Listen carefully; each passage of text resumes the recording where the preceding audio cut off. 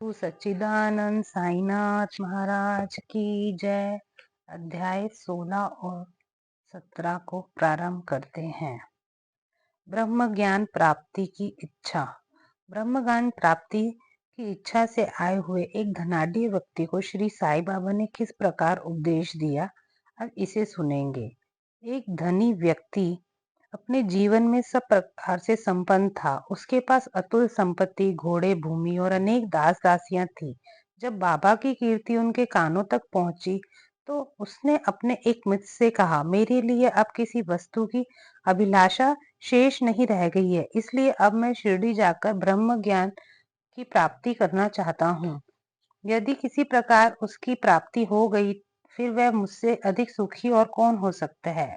उनके मित्र ने उन्हें समझाया कि ब्रह्म ज्ञान की प्राप्ति सहज नहीं है, विशेषकर तुम जैसे मोहग्रस्त को, जो सदैव स्त्री स्थान और द्रव्योपार्जन में ही फंसा रहता है। तुम्हारी ब्रह्म ज्ञान की आकांक्षा की पूर्ति कौन करेगा, जो भूल कर भी कभी एक फूटी कौड़ी का भी दान नहीं देता। अपने मित्र के परामर्श की उपेक्षा कर वे आने जाने के लिए एक टांगा लेकर शिरडी आए और सीधे मस्जिद पहुंचे। साईं बाबा के दर्शन कर उनके चरणों पर गिरे और प्रार्थना की कि आप यहाँ आने वाले समस्त लोगों को अल्प समय में ही ब्रह्म दर्शन करा देते हो।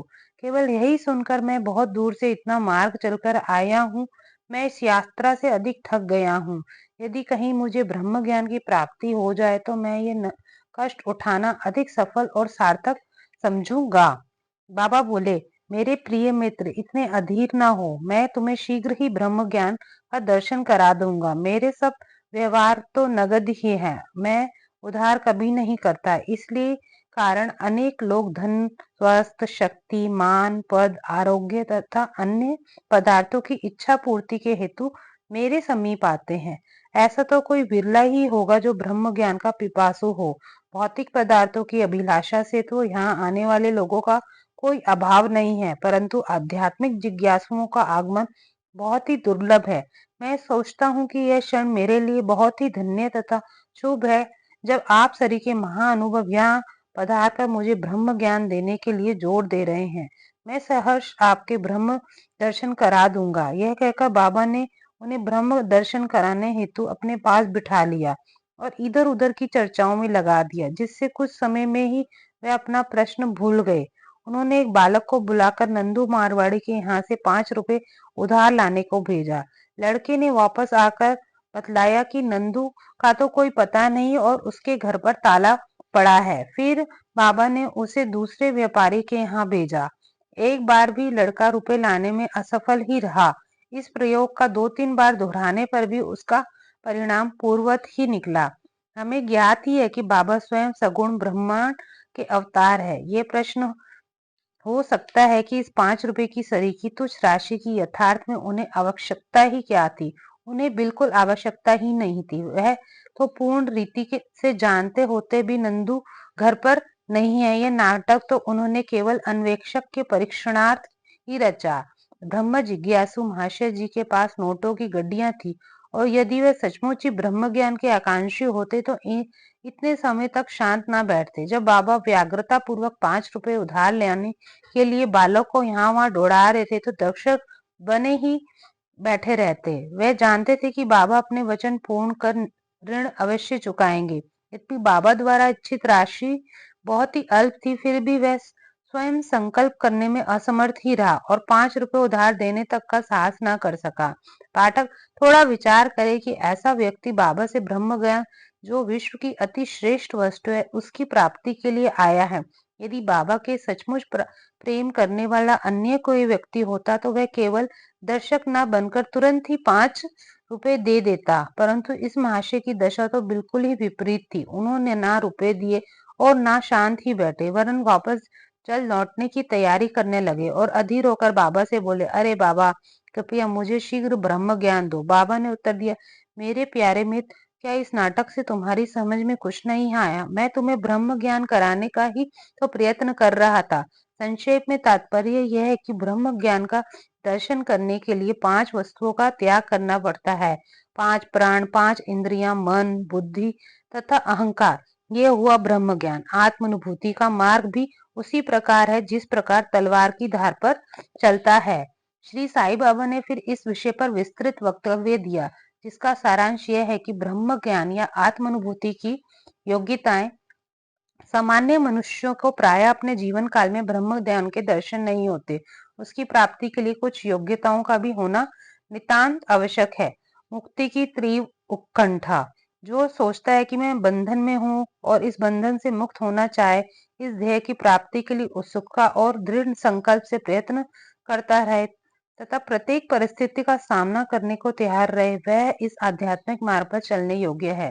विरक्ति, लोक परलोक के समस्त पदार्थों से उदासीनता का भाव, ऐहिक वस्तुएं, लाभ और प्रतिष्ठा जो कि कर्मजन्य है, जब तक इनसे उदासीनता उत्पन्न न होगी तब तक उसे आध्यात्मिक जगत में प्रवेश करने का अधिकार नहीं। अंतर्मुखता, ईश्वर ने हमारी इंद्रियों की रचना ऐसी की है कि उनकी स्वाभाविक रीति सदैव बाहर की ओर आकृष्ट रहती है। हमें सदैव बाहर का ही ध्यान रहता है, ना कि अंदर का। जो आत्मदर्शन और दैविक जीवन के इच्छुक है, उन्हें अपनी दृष्टि अंतर्मुखी बना अपने आप में ही लीन होना चाहिए। पाप शुद्धि, जब तक मनुष्य दुष्टता त्याग कर दुष्कर्म करना नहीं छोड़ता तब तक तो उसे पूर्ण शांति ही मिलती है और ना ही मन स्थिर होता है। ये मात्र बुद्धि बल द्वारा ज्ञान लाभ कदापि नहीं कर सकता। उचित आचरण, जब तक मनुष्य सत्यवादी, त्यागी और अंतर्मुखी बनकर ब्रह्मचार्य व्रत का पालन करते हुए जीवन व्यतीत नहीं करता, तब तक उसे आत्मलुप्ति नहीं होती। सार वस्तु ग्रहण करना, दो प्रकार की वस्तुएं होती है, नित्य और अनित्य। पहली आध्यात्मिक विषयों की संबंधित है, दूसरी सांसारिक विषयों से।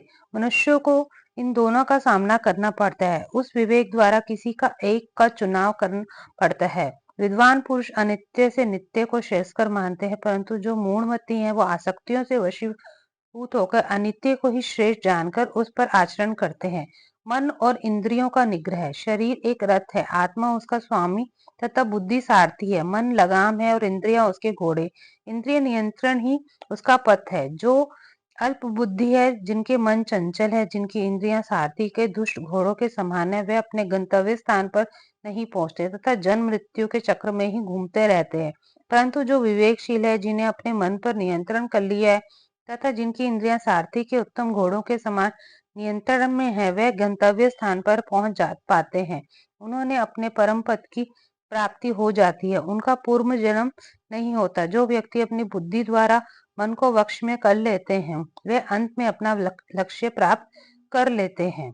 मन की पवित्रता, जब तक मनुष्य निष्काम कर्म नहीं करता तब तक उसे चित्त शुद्धि एवं आत्मदर्शन संभव नहीं है। विशुद्ध मन में ही विवेक और वैराग्य उत्पन्न होते हैं, जिसमें आत्मदर्शन के पथ पर प्रगति हो जाती है। अहंकार शून्य हुए बिना तृष्णा से छुटकारा पाना संभव नहीं है। विषय वासना और आत्मानुभूति के मार्ग में विशेष बाधक है ये धारणा है कि मैं शरीर हूँ, एक भ्रम है। यदि तुम्हें अपने जीवन के लिए आत्म साक्षात को प्राप्त करने की अभिलाषा है तो इस धारणा तथा आसक्ति का सर्वथा त्याग कर दो। गुरु की आवश्यकता, आत्म ज्ञान इतना गूढ़ और रहस्यमय है कि मात्र निज प्रयत्न से ही उसकी प्राप्ति संभव नहीं। इस कारण आत्मानुभूति प्राप्त गुरु की सहायता परम आवश्यक है। अत्यंत कठिन परिश्रम और कष्टों के उपरांत भी दूसरे क्या दे सकते हैं जो ऐसे गुरु की कृपा से सहज ही प्राप्त हो सकता है। जिसने स्वयं उस मार्ग का अनुसरण कर अनुभव कर लिया हो, वह अपने शिष्य को भी सरलता पूर्वक पग पग पर आध्यात्मिक उन्नति करा सकता है। अंत में ईश कृपा परामर्शक है। जब भगवान किसी को कृपा करते हैं तो उसे विवेक और वैराग्य देकर इस भव सागर से पार कर देते हैं। ये आत्मानुभूति ना तो नाना प्रकार की विद्याओं और बुद्धि द्वारा हो सकती है और ना शुष्क वेद अध्ययन द्वारा। इसके लिए जिस किसी को यह आत्मा वर्ण करती है उसी को प्राप्त होती है तथा उसी के सम्मुख वह अपना स्वरूप प्रकट करती है। बाबा का उपदेश, जब यह उपदेश समाप्त हो गया तो बाबा उन महाशय से बोले कि अच्छा महाशय, आपकी जेब में 5 रुपए के 50 गुना रुपए रूप में ब्रह्म है, कृपया बाहर निकालिए। उसके नोटों की गड्डी बाहर निकाली और गिनने में सबको अत्यंत आश्चर्य हुआ कि 10-10 के 25 नोट थे। बाबा की सर्वज्ञता देखकर महाशय द्रवित हो गए और बाबा के चरणों में गिरकर आशीर्वाद की प्रार्थना करने लगे। तब बाबा बोले कि आपका ब्रह्मा तो नोटों का यह बंडल है। जब तक तुम्हारा लोभ और ईर्ष्या से छुटकारा नहीं होता तब तक तुम ब्रह्मा के सत्य रूप को नहीं जान सकते। जिसका मन धन, संतान और ऐश्वर्य में लगा है वह इन सब आसक्तियों को त्यागे बिना कैसे ब्रह्मा को जानने की आशा कर सकता है। आसक्ति का भ्रम और धन की तृष्णा दुख का एक भंवर है। तुलसीराम जी दास जी कहते हैं कि जहाँ राम तहाँ काम नहीं, जहाँ काम नहीं राम, तुलसी कभू होत नहीं, रवि रजनी इक ठाम। जहाँ लोभ है वहां ब्रह्म के चिंतन या ध्यान की गुंजाइश ही नहीं है। फिर लोभी पुरुष को विरक्ति और मोक्ष की प्राप्ति कैसे हो सकती है। लालची पुरुष को ना तो शांति और ना संतोष है और ना ही वह दृढ़ निश्चयी होता है। यदि कण मात्र भी लोभ मन में शेष रह जाए तो समझना चाहिए कि सब साधनाएं व्यर्थ है। एक उत्तम साधक यदि फल प्राप्ति की इच्छा या अपने कर्तव्यों का प्रतिफल पाने की भावना से मुक्त नहीं है और यदि उसके प्रति उसमें अरुचि उत्पन्न न हो तब तक कुछ व्यर्थ है। वह आत्म अनुभूति प्राप्त करने में सफल नहीं होता है। ऐसे संत अनेक हैं जो घर त्याग कर जंगल की गुफाओं या झोपड़ियों में एकांतवास करते हुए अपनी मुक्ति या मोक्ष प्राप्ति का प्रयत्न करते रहते हैं। वे दूसरों को किंचित मात्र भी अपेक्षा ना कर सदा ध्यानस्थ रहते हैं। श्री साई बाबा इसी प्रकृति के नाथ थे। यद्यपि उनके कोई घर बार, स्त्री, संतान, समीप या दूर संबंधी ना थे, फिर भी वह संसार में ही रहते थे। वह केवल 4-5 घरों से भिक्षा लेकर सदा नीम वृक्ष के नीचे निवास करते और समस्त सांसारिक व्यवहार करते रहते थे। इस विश्व में रहकर किस प्रकार आचरण करना चाहिए इसकी भी वह शिक्षा देते थे। ऐसे साधु या संत प्राय बिरले ही होते हैं जो स्वयं भगवत प्राप्ति के पश्चात लोगों के कल्याणार्थ प्रयत्न करे। श्री साई बाबा इस सब में अग्रणीय थे। इसलिए हेमानपन कहते हैं कि वह देश धन्य है, वह कुटुंब धन्य है तथा वह माता भी धन्य है जहाँ साई बाबा के रूप में यह असाधारण परम श्रेष्ठ अनमोल विशुद्ध रत्न उत्पन्न हुआ। ओम श्री गुरु सच्चिदानंद साईनाथ महाराज की जय।